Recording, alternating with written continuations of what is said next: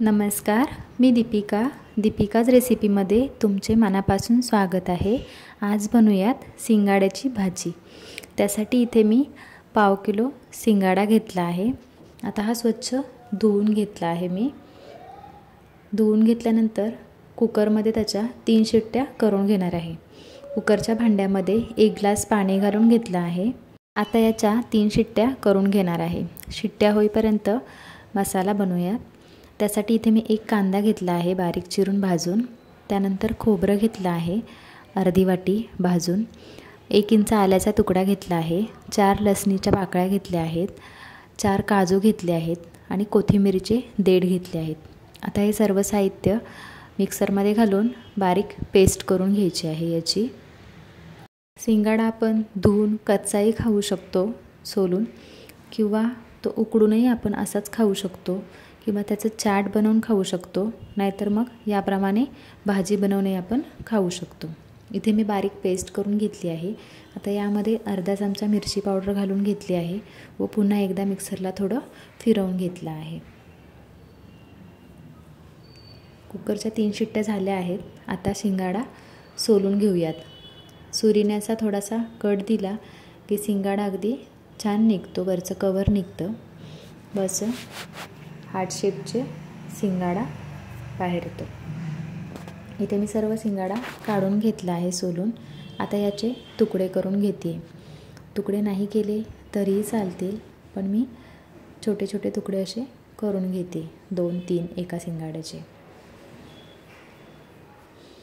याप्रमाणे असे तुकडे करून घेतले आहेत मी। आता फोडणी देऊ भाजीला। त्यासाठी इथे मी कढई गरम करून घेतली आहे। कढईमध्ये 1 टेबलस्पून एवढं तेल घालून घेतलं आहे। त्यानंतर अर्धा चमचा जिरं घालून घेतलं आहे।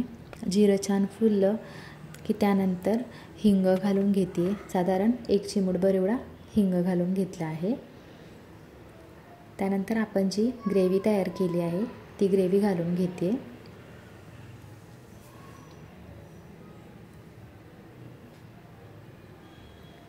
आता ग्रेव्ही मसाला तेलामध्ये छान परतून घ्यायची आहे। इथे मी ग्रेव्ही परतून घेतली आहे। त्यानंतर आता अर्धा चमचा मिरची पावडर घालते। त्यानंतर पाव चमचा हळद घातली होती। आता काळा मसाला घातला आहे, किंवा काळा मसाला नसेल तर गरम मसाला घातला तरीही चालेल। सर्व मसाले व्यवस्थित भाजून घ्यायचे। तेल सुटेपर्यंत मसाल्याला परतून घ्यायचा आहे।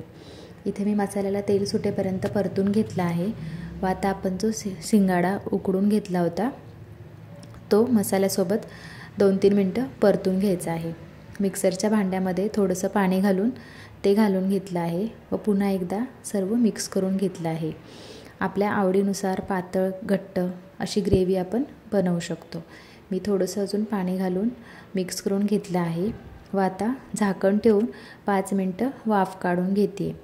5 मिनटं वाफ काढून घेतली आहे व आपली भाजी आता तयार आहे। इथे तुम्ही बघू शकता छान ग्रेव्हीवाली भाजी आपली तयार आहे। आता यामध्ये चवीनुसार मीठ घालते।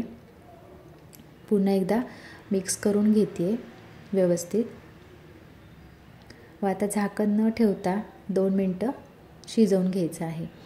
त्यानंतर आता 2 मिनटानंतर वरती कोथिंबीर घालून घेतली व शिंगाड्याची भाजी आपली तयार आहे। चपाती, भाकरी किंवा जिरा राईस सोबत आपण ही भाजी खाऊ शकतो। तुम्हीही याप्रमाणे शिंगाड्याची भाजी करून पहा व कशी झाली ते कमेंटमध्ये नक्की सांगा। तुम्हाला जर हा व्हिडिओ आवडला असेल तर व्हिडिओला लाईक करा व चॅनलला सबस्क्राईब करा। व्हिडिओ पाहिल्याबद्दल धन्यवाद।